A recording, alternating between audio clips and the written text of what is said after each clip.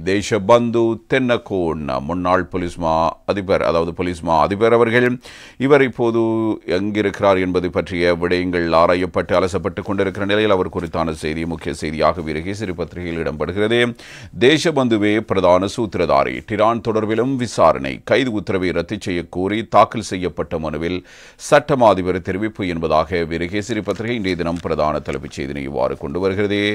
மாத்திர வெலிகம டபிள்யூ ஹோட்டலில் கடந்த 2023 ஆண்டு டிசம்பர் 31 நடத்தப்பட்ட துப்பாக்கிச்சூட்டு சம்பவத்தின் பிரதான சூத்திரதாரி போலீஸ் அதிபர் தேசபந்து தென்னக்கோன் எனவும் துணை ஆயுத குழு ஒன்றுக்கு தலைமை வகிப்பதை ஒத்த செயற்பாட்டை அவர் செய்துள்ளதாகவும் மேலதிக சொலிசிட்டர் ஜெனரல் திலீப் பீரிஸ் நேற்று மேன்முறையீட்டு நீதிமன்றத்தில் அறிவித்திருக்கிறார். இந்த விடயத்தில் முன்னாள் பொதுமக்கள் பாதுகாப்பு அமைச்சர் டிரான் அலஸ் தொடர்பாகவும் விசாரணை நடத்த நீதவான் உத்தரவிட்டுள்ள நிலையில் தேசபந்து தென்னக்கோனுக்கு மேலாக அவர் இருந்து செயற்பட்டிருப்பதாகவும் இங்கே குறிப்பிடப்பட்டிருக்கிறது. எனவே தேசபந்து தென்னக்கோனுக்கு மேலாக இருந்த இடம் தொடர்பிலும் விசாரணை செய்வதாகவும் அவர் குறிப்பிட்டிருக்கிறார். எனவே அப்போது பொதுமக்கள் பாதுகாப்பு அமைச்சராக இருந்தவர் டிரான் அலஸ், எனவே அவரையும் இதில் இணைத்துக் கொள்ள வேண்டும் என்பதாக இந்த விடயம் வெளிப்படுத்தப்படுகிறது. மாத்ரே ஹோட்டல் ஒன்றில் கடந்த 2023 ஆண்டு டிசம்பர் 31 நடத்தப்பட்ட துப்பாக்கிச்சூட்டு சம்பவம் தொடர்பாக தன்னை கைது செய்யுமாறு மாத்திரை நீதவான் நீதிமன்றம் பிறப்பித்த உத்தரவை ரத்து செய்து உத்தரவிடக் கோரி முன்னாள் போலீஸ் அதிபர் தேசபந்து தென்னக்கோன் தாக்கல் செய்துள்ள எழுத்தாணை மனுவை நேற்று மேன்முறையீட்டு நீதிமன்றம் பரிசீலித்திருக்கிறது. மேன்முறையீட்டு நீதிமன்றத்தின் தலைமை நீதிபதி முகமது லஃபார் தாஹிர் மற்றும் சரத் இசானாய்க் ஆகியோர் அடங்கிய நீதிபதிகள் அமர்வு இந்த மனுவை பரிசீலித்திருக்கிறது. இதன்போது மனுதாரர் தரப்பு முன்வைத்த வாதங்களுக்கு பதிலளிக்கும் போது பிரதிவாதிகள் சார்பில் ஆஜரான மேலதிக சொலிசிட்டர் ஜெனரல் திலீப் பீரிஸ் இந்த விடயங்களை இவ்வாறு வெளிப்படுத்தியிருக்கிறார். இந்த மனுவானது நேற்று சுமார் 2 மணி நேரம் பரிசீலனைக்கு உட்படுத்தப்பட்டது. நேற்றைய தினம் இந்த மனு மேன்முறையீட்டு நீதிமன்றத்தின் 301 இலக்க விசாரணை அறையில் ஆராயப்பட்ட போது சட்டத்தரணி சனத் விஜயவர்தனவின் ஆலோசனைக்கு அமைய சட்டத்தரணிகளான சுகத் கல்தேரா, நிரான் அங்கிடல் ஆகியோருடன் ஜனாதிபதி சட்டத்தரணி ரமேஷ் டி சில்வா மன்றில் ஆஜராகி தேசபந்து தென்னக்கோனுக்காக வாதங்களை முன்வைத்திருக்கிறார்கள். தேசபந்து தென்னக்கோனை கைது செய்து ஆஜர்படுத்துமாறு மாத்திரை நீதிவான் வழங்கிய உத்தரவு முற்றிலும் சட்டத்திற்கு முரணானது எனவும் அவரால் வாதிடப்பட்டிருக்கிறது. குற்றவியல் நடைமுறை சட்டத்தின் பிரிவு 136(1)(b) படி ஏற்றுக்கொள்ளப்பட்ட அறிக்கை ஒன்று இருக்கும் பட்சத்திலேயே இவ்வாறு நடைமுறைக்கு நீதவான் செல்ல முடியும். இங்கு 36(1)(b) பிரிவின்படி ஏற்றுக்கொள்ளப்பட்ட அறிக்கை ஒன்று மாத்திரை நீதவான் முன்னிலையில் தாக்கல் செய்யப்பட்டிருக்காத நிலையில் நீதவான் இவ்வாறுதொரு உத்தரவை பிறப்பிக்க முடியும். சட்டத்துக்கு முரணாக கைது செய்த உத்தரவுகளை வழங்க முடியாது. தேசபந்துவை கைது செய்ய இந்த வழக்கில் எந்த முகாந்திரமும் இல்லாத நிலையில் அரசியல் நோக்கங்களுக்காக இத்தகைய முயற்சிகள் எடுக்கப்பட்டுள்ளன. மனுதாரரின் வாக்குமூலம் ஒன்று கூட பதிவு செய்யப்படாத நிலையிலேயே அவரை கைது செய்ய உத்தரவிடப்பட்டுள்ளது என ஜனாதிபதி சட்டத்தரணி ரமேஷ் டி சில்வா கூறியிருக்கிறார். இதன்போது மேன்முறையீட்டு நீதிமன்றத்தின் பதில் தலைமை நீதிபதி முகமது லஃபார் மனுதாரர் நேரடியாக நீதிமன்றம் சென்று வாக்குமூலம் கொடுக்க முடியாதா என்று கேட்டிருக்கிறார். அதற்கு பதிலளித்த ஜனாதிபதி சட்டத்தரணி ரமேஷ் டி சில்வா, என் சேவை பெறுநர் நீதிமன்றத்தில் வாக்குமூலம் வழங்க தயாராகவே உள்ளார். ஆனால் அவர் கைது செய்யப்படும் அபாயத்தில் இருக்கிறார். அவர் விளக்கமறியலில் வைக்கப்படலாம் என்ற அச்சம் உள்ளது. கைது செய்ய மாட்டோம் என்று உறுதிமொழி அளித்தால் நீதிமன்றத்தில் வாக்குமூலம் வழங்க தயார் என அவரால் கூறப்பட்டிருக்கிறது. அப்போது மேன்முறையீட்டு நீதிமன்றத்தின் தலைமை நீதிபதி மீண்டும் ஒரு கேள்வியை அவரிடம் எழுப்பியிருக்கிறார். மனுதாரர் நீதிமன்றத்தில் ஆஜராகினால் அது தொடர்பாக நீதவான் தகுந்த உத்தரவு பிறப்பித்திருக்கிறார். எனவே அவருக்கு நீதிமன்றத்தில் ஆஜராகலாம் அல்லவா என்று கேட்டிருக்கிறார். இதற்கும் ஜனாதிபதி சட்டத்தரணி ரமேஷ் டி சில்வா பதிலளித்து பேசியிருக்கிறார். கைது செய்ய மாட்டோம் என்று உறுதியளித்தால் நீதிமன்றம் முன் ஆஜராக தயார் என்பதுதான் அவருடைய வாதமாக இருந்தது. அப்போது சட்டமா அதிபர் சார்பில் ஆஜரான மேலதிக சொலிசிட்டர் ஜெனரல் திலீப் பீரிஸ் அவ்வாறான உறுதிமொழியை வழங்க முடியாது என கூறியிருக்கிறார். இதனிடையே மனுதாரர் தேசபந்து தென்னக்கோன் தற்போது எங்கு இருக்கின்றார் என்ற கேள்வி மன்றில் எழுந்திருக்கிறது. எனினும் அவர் இருக்கும் இடத்தை வெளிப்படுத்துவதை ஜனாதிபதி சட்டத்தரணி ரமேஷ் டி சில்வா தான் அவருடன் கதைக்கவில்லை, அவரை சந்திக்கவில்லை எனவும் அவர் கூறியிருக்கிறார். இதன்போது மேலதிக வாதங்களை முன்வைத்த ஜனாதிபதி சட்டத்தரணி ரமேஷ் டி சில்வா, எனது சேவை பெறுநரே தற்போதும் போலீஸ் அதிபர், அவரது முகவரி தொலைபேசி எண்கள் அனைவருக்கும் தெரியும். இருந்தாலும் அவரை நீதிமன்றத்துக்கு வரவழைக்க அறிவித்தல் அனுப்பியிருக்க வேண்டும்.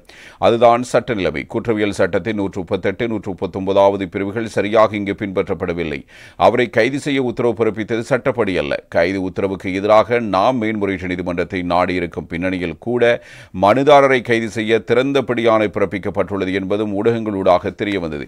உண்மையில் குற்றவியல் சட்டத்தின்படி 136(1)B பிரிவின் பிரகாரம் முறையான அறிக்கை சமர்ப்பிக்கப்படாமை, விசாரணைகள் நிறைவு செய்யப்படும் முன்னரேயே தேசபந்து தென்னக்கோனிடம் வாக்குமூலம் ஒன்றை கூட பெறாமல் அவர் மீதான குற்றச்சாட்டுக்களை தீர்மானித்தமை, அறிவித்தல் அனுப்பாமல் நேரடியாக பிடியாணை பிறப்பித்தமை, சட்ட ரீதியாக நீதவான் பக்கசார்பாக நடந்து கொண்டுள்ளமை ஆகிய விடயங்களை மையப்படுத்தி இந்த மனுவில் நாம் இடைக்கால தடை உத்தரவை கோருகின்றோம். எனவே இந்த மனுவை விசாரணைக்கு எடுத்துக் கொள்வதற்காக பிரதிவாதிகளுக்கு அறிவித்தல் அனுப்புமாறும் மாத்திரை நீதிவான் நீதிமன்றத்தின் கைது உத்தரவுக்கு இடைக்கால தடை உத்தரவு பிறப்பிக்குமாறும் கூறுகிறோம் என ஜனாதிபதி சட்டத்தரணி ரமேஷ் சில்வா நீதிமன்றத்திடம் மேலும் கோரியிருக்கிறார். இதனையடுத்து பிரதிவாதிகளுக்காக ஆஜரான மேலதிக சொலிசிட்டர் ஜெனரல் திலீப் பீரிஸ் மன்றில் வாதங்களை முன்வைத்திருக்கிறார்.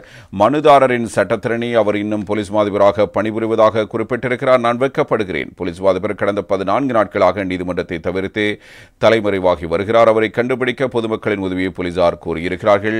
தற்போது நீதிமன்றத்தை தவிர்த்து தலைமறைவாக இருக்கிறார். போலீஸ் அதிபர் பதவியை விட போலீஸ் கான்ஸ்டபிள் பதவி வகிக்கக்கூட அவர் தகுதியற்றவர். மனுதாரர் நீதிமன்றத்தில் சமர்ப்பித்துள்ள மனுவில் சத்திய கடதாசியில் அவரது பெயர் தேசபந்து தென்னக்கோன் என குறிப்பிடப்பட்டுள்ளது. ஆனால் அவர் போலீஸ் மாதிபர் பதவியில் செயற்பட தடை விதிக்கப்பட உயர்நீதிமன்ற வழக்காவணத்தில் அவரது பெயர் PMWD தென்னக்கோன் என குறிப்பிடப்பட்டுள்ளது. இது உண்மையில் ஒரு மூடி மறைப்பு. ஹோக்கந்தர கங்காணி மாவட்டத்தில் உள்ள அவரது வாசஸ்தலத்தை சோதனையிட குற்றப்புலனாய்வு திணைக்கள அதிகாரிகள் கடந்த 27ஆம் தேதி அந்த இடத்துக்கு சென்றிருக்கிறார்கள். அவரும் அவரது குடும்பத்தினரும் அந்த வீட்டில் இல்லை என்பது தெரியவந்தது. அவரது மனைவி பிள்ளைகளுடன் அவர் தலைமறைவாகி இருக்கிறார். அவரது பிள்ளை இம்முறை உயர்தர பரீட்சைக்கு தோற்ற இருப்பவர் ராயல் கல்லூரியில் கற்கும் அவரையும் காணவில்லை. ஆனால் போலீஸ் விசேட அதிரடிப்படை உட்பட அமைச்சரவை பாதுகாப்பு உத்தியோகத்தர்களால் வீடு பாதுகாக்கப்பட்டிருக்கிறது. நீதிமன்ற உத்தரவுப்படி இந்த மனுதாரர் கைது செய்யப்பட உள்ளார். இது போலீசார் எடுத்த முடிவு அல்ல என திலீப் பீரிஸ் இங்கே குறிப்பிட்டிருக்கிறார். இதனைவிட தேசபந்து தென்னக்கோன் ஹோட்டல் மீதான துப்பாக்கி சூட்டுடன் எவ்வாறு தொடர்பட்டார், அதன் பின்னணி தொடர்பிலும் மேலதிக சொலிசிட்டர் ஜெனரல் இங்கே விளக்கியிருக்கிறார். போதைப்பொருள் தொடர்பான சந்தேகநபர்களை கைது செய்து கொழும்பு குற்றத்தடுப்பு அதிகாரிகள் குழு சென்றதாக கூறினாலும் அதனை ஏற்றுக்கொள்ள முடியாது. W15 ஹோட்டல் உரிமையாளர் முகமது நிசாம் ஜமால்டீனுக்கும் தேசபந்து தென்னக்கோனுக்கும் இடையில் ஏற்பட்ட தனிப்பட்ட தகராறில் துப்பாக்கிச் சூட்டுக்கான சதி மற்றும் இந்த சம்பவம் இடம்பெற்றுள்ளதாக தெரிய வந்திருக்கிறது. தேசபந்து தென்னக்கோனின் வழிகாட்டுதலின் பேரில் இந்த துப்பாக்கிச் சூட்டு சம்பவம் இடம்பெற்றது என்பது சாட்சியங்களின் மூலம் தெளிவாக தெரிகிறது. இந்நிலையில் அவர்கள் முற்றிலும் சட்டத்திற்கு முரணான வகையில் செயற்பட்டிருக்கிறார்கள். இந்த சம்பவத்தில் உயிரிழந்த போலீஸ் சார்ஜன் உப்புல்குமாரவின் குடும்பத்துக்கு போலீஸ் மாதிபரின் தலையீட்டின் மூலம் போலீஸ் நிதியத்திலிருந்து 15 லட்சம் ரூபாய் வழங்கப்பட்டது. பின்னர் அப்போதைய பொதுமக்கள் பாதுகாப்பு அமைச்சர் டினானல் தலையீட்டின் பேரில் ஜனாதிபதிக்கு தகவல் தெரிவிக்கப்பட்டு மேலும் 25 லட்சம் ரூபாய் வழங்கப்பட்டது. அப்போதைய பொது பாதுகாப்பு அமைச்சரின் நடவடிக்கைகள் குறித்தும் விசாரணை நடத்தப்பட வேண்டும் என நீதிவான் சுட்டிக்காட்டியிருக்கிறார். அது தொடர்பில் விசாரணை தொடர்கிறது. துப்பாக்கிச்சூடு சம்பவத்தை முன்னெடுத்த கொழும்பு குற்றத்தடுப்பு பிரிவு சந்தேகநபர்களை கைது செய்ய செல்வதாக கூறி சென்றிருந்தாலும் அவர்கள் ஒரு கைவிலங்கை கூட எடுத்துச் சென்றிருக்கவில்லை. அத்துடன் அவர்கள் அனைவரும் 2023 டிசம்பர் 31ஆம் தேதி காலை 8 மணி முதல் கொழும்பிலிருந்து வெளிக்கிடும் போதே தொலைபேசிகளை அணைத்திருக்கிறார்கள். சம்பவத்தின் பின்னர் தப்பி வர அதிவேக பாதையின் நுழைவாயிலுக்கு வந்தபோது அங்கிருந்த போலீசார் நிறுத்திய பின்னரே ஒரு போலீஸ் அதிகாரி தனது தனிப்பட்ட தொலைபேசியை எங்கச் செய்தி CCD பணிப்பாளருக்கு அழைப்பெடுத்திருக்கிறார். பின்னர் பணிப்பாளர் அப்போதைய பதில் போலீஸ் மாதிபர் தேசபந்துவை அழைத்திருக்கிறார். இவை மிக திட்டமிட்ட செயற்பாடு. தேசபந்து தென்னக்கோன் ஒரு துணை ஆயுத குழுவை போன்று CCD அதிகாரிகளை பயன்படுத்தியிருக்கிறார். அவரை இதில் பிரதான சந்தேகநபர். அத்துடன் தேசபந்து தென்னக்கோன் உண்மைகளை மறைத்து உயர்நீதிமன்ற விதிகளுக்கு மாறான வகையில் மனுவை முன்வைத்துள்ளதால் மனுவை நிராகரிக்குமாறு கோருகிறேன் என மேலதிக சொலிசிட்டர் ஜெனரல் திலீப் பீரிஸ் நீதிமன்றத்திடம் கோரியிருக்கிறார். முன்வைக்கப்பட்ட விடயங்களை பரிசீலித்த மேன்முறையீட்டு நீதிமன்றம் மனுதாரர் கோரும் இடைக்கால தடை உத்தரவுகளை வழங்குவதா பிரதிவாதிகளுக்கு அறிவித்தல் அனுப்புவதா என்பதை எதிர்வரும் 17ஆம் தேதி தீர்மானிப்பதாக அறிவித்து அன்றைய தினத்துக்கு வழக்கை ஒத்திவைத்திருக்கிறது. எனவே திங்கட்கிழமை தான் இது தொடர்பான தீர்மானம் வர இருக்கிறது. அதாவது தேசபந்துவுக்கு